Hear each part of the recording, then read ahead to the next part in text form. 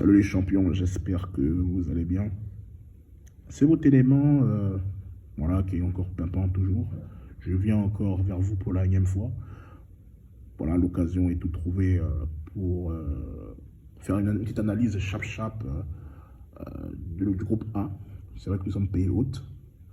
Alors tout d'abord, je vous en bien sûr. Voilà, on va vous dire quelques informations d'abord. Le groupe A jouera au stade Alassane Dramane Ouattara d'Ebimbe. Le groupe B jouera au stade Félix Houphouët-Boigny. Le groupe C jouera au stade Charles Konan Bani de Yamoussoukro. Le groupe D jouera au stade de la Paix de Boaké. Le groupe E jouera au stade Amadoukou Koulibaly de Korogo. Et le groupe F jouera au stade Laurent Pokou de San Pedro. Moi, ce qui m'a fait rire dans le tirage, c'est quand je vois Kimi, il regarde son groupe, il se marre, c'est un gamin. Après, je peux comprendre qu'il y a un groupe plutôt abordable, donc c'est normal. Ils vont pouvoir attaquer sereinement cette compétition sans pression. Alors, tout d'abord, le groupe A, c'est une poule abordable. Voilà. On doit finir premier de groupe. Pourquoi je le dis? C'est très simple. Le Nigeria, je suis désolé, c'est un cadre africain. C'est l'équipe la plus médaillée de l'histoire de la CAN. Il n'y a pas de problème avec ça. 3 étoiles. Quand tu fais 15 podiums en 19 participations de tête, je crois, pas de problème. Mais cette équipe perd contre l'Arabie centrafricaine lors des qualifications du mondial, pour le mondial 2022 contre la République centrafricaine 1-0. Elle se fait éliminer par la Tunisie lors d'un CAN. Elle se fait encore éliminer au play-off pour aller à la Coupe du Monde 2022 par le pire Ghana depuis 2006. Un partout, ils sont tenus en échec chez eux. Et le dernier bémol encore, elle perd encore à domicile contre la Guinée-Bissau lors des éliminatoires de la CAN 2023. Donc pour toutes ces raisons, je trouve que c'est une équipe qui est surcotée. C'est un cadre africain, mais c'est pas un foot de guerre qu'on veut nous présenter. Ensuite, la Guinée équatoriale a battu la Tunisie, pardon, à la CAN dernière. Ils ont éliminé le Mali en 8e de finale. Et ils ont battu aussi récemment, lors des éliminatoires de la CAN 2023, 1-0 la Tunisie. Donc c'est l'équipe aussi qui nous a fatigués, mais bon après c'est normal. Hein. Quand tu as Rick Bailly, tu as Simon Deli, bon c'est pas non plus la science tout risque. Et puis tu as le latéral de circonstances, Ali Maïga. Voilà. C'est pas non plus c'est pas non plus la sécurité sociale. Voilà. Une garantie. Bon. Bref.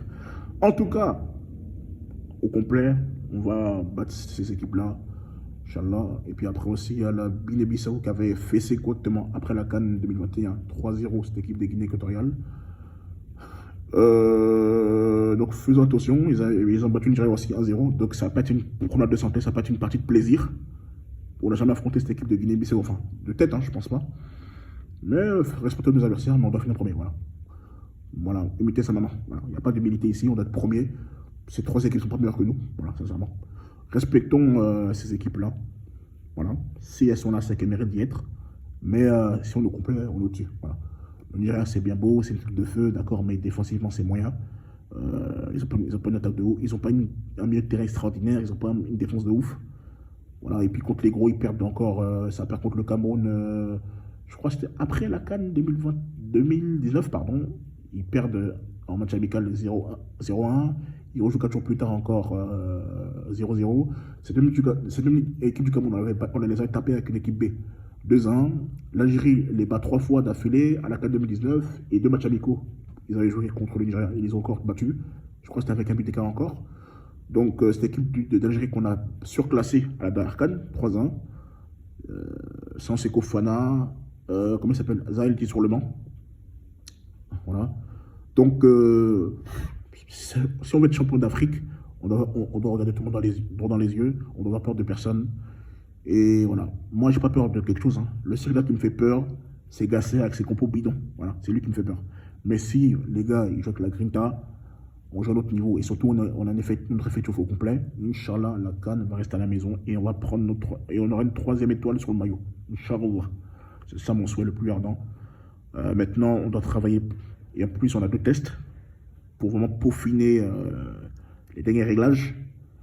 Voilà, le retour bientôt de Nicolas Pepe, Amad Diallo, Jérémy Boga et d'autres, plein d'autres.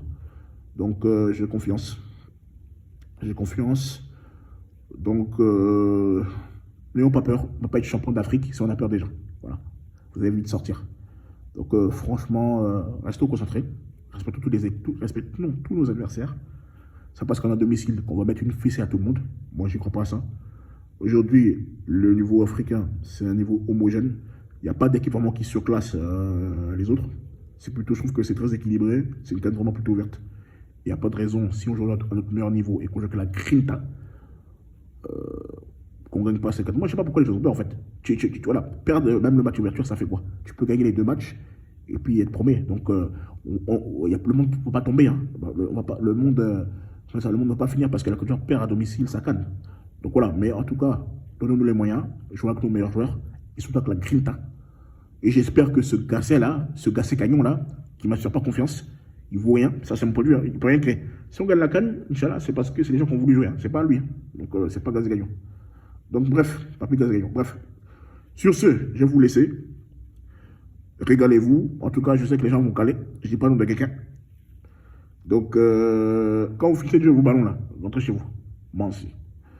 Donc, c'est un peu ça. Donc, allez les éléphants. Les Ivoiriens, j'invite tout le monde, tous les Ivoiriens, restons soudés derrière notre équipe. Parce que je trouve qu'il y a trop de bénévoles, il y a trop de footix qui connaisseraient, qui disent n'importe quoi. On va sur le premier tour. On a eu des poules plus difficiles que celle-là.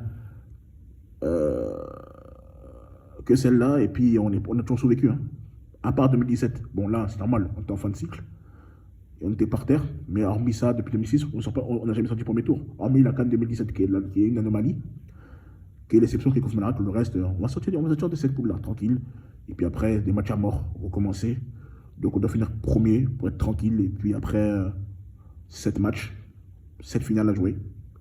Et j'espère qu'au soir de cette finale-là, on soulèvera notre 3e cercle. Voilà, pour moi, ça fait longtemps, on n'a pas... Je pense que les non pas ils doivent ça quand même. Ça fait longtemps, on attend, on va pas attendre encore 23 ans. Donc voilà, les éléphants, on vous soutient. Je vous ballon, nous on sera derrière vous. Quoi qu'il arrive, moi, de toute façon, quel que soit le résultat, je serai toujours derrière mes éléphants. Donc voilà, j'ai fini de parler. Ciao, ciao.